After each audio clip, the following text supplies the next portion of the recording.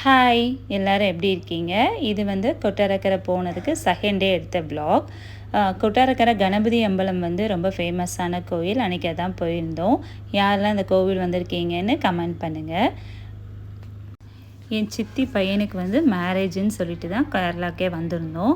அன்றைக்கி வந்து marriage attend பண்ண முடியல. நாங்கள் கிளம்புனதே கொஞ்சம் லேட். ஸோ அதனால் ஈவினிங் வந்து ரிசப்ஷன் பார்த்துடலாம் அப்படின்னு சொல்லிட்டு பக்கத்துலேயே ஒரு ரூம் புக் பண்ணியிருந்தோம். அதனால் ஈவினிங் வந்து ரிசப்ஷன் போயிருந்தேன். அந்த வீடியோ நேற்று போட்டிருந்தேன்.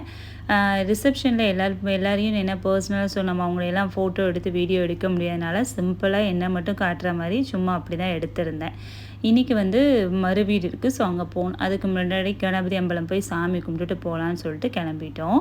ரொம்ப நல்லா இருந்தது. எனக்கு கேரளாவில் அந்த கோயிலெலாம் பார்க்கவே ரொம்ப பிடிக்கும். அந்த இலையிலலாம் பிரசாதம் வச்சு கொடுக்குறது ரொம்ப ஒரு மாதிரி நல்லாயிருக்கும் பார்க்குறதுக்கே.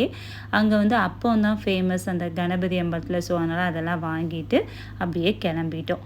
அப்புறம் அவங்க வீட்டுக்கு போய் மறு வீட்டில் அவங்க போய் அந்த ஃபங்க்ஷன் ஒன்று பூஜை. ஸோ அதை பார்த்துட்டு அப்படியே சாப்பிட்டுட்டு காலைல டிஃபன் மட்டும் முடிச்சுட்டு கிளம்பியாச்சு.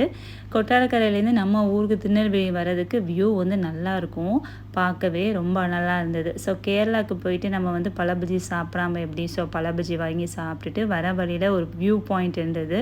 இது பேர் எனக்கு சரியாக தெரில. ஸோ அங்கே போய் பார்த்துட்டு அப்படியே ரிட்டன் வந்திருந்தோம். பாய்.